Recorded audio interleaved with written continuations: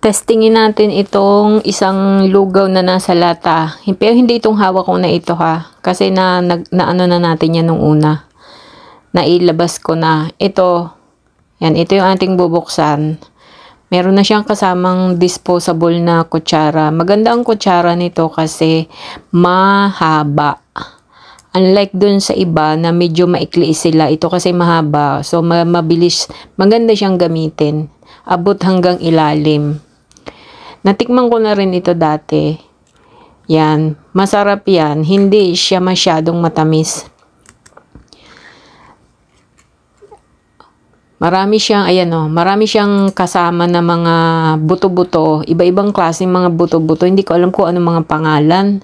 Merong munggo, may beans, merong may kulay white na beans, may green, tapos merong pang maliliit. Hindi ko alam kung anong mga pangalan niyan. Meron pa siyang ano, yung malaking bilog na yun, ano, hindi ko alam, kastanyas. Yun, ayun o, kastanyas. Mayroon siyang kastanyas na kasama. Yan ang nagpapasarap dyan, malinamnam. Hindi yan masyadong matamis. Mahilig kasi ang mga Taiwanese sa ganyang mga pagkain, sa mga lugaw. Kaya maganda din yan na meron kang ganyan for emergency. Pag ginutom ka, bubuksan mo na lang, di mo na kailangan magluto pa ng kung ano-ano. Kaya maganda yan na meron kang naka-stock.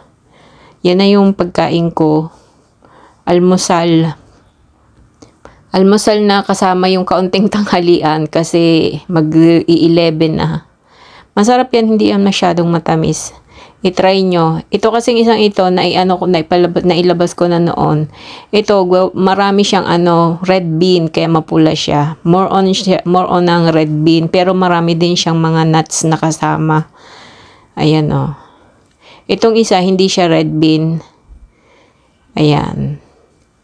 Parang lugaw dala lang talaga siya na maraming mga sahog-sahog na mga buto-buto.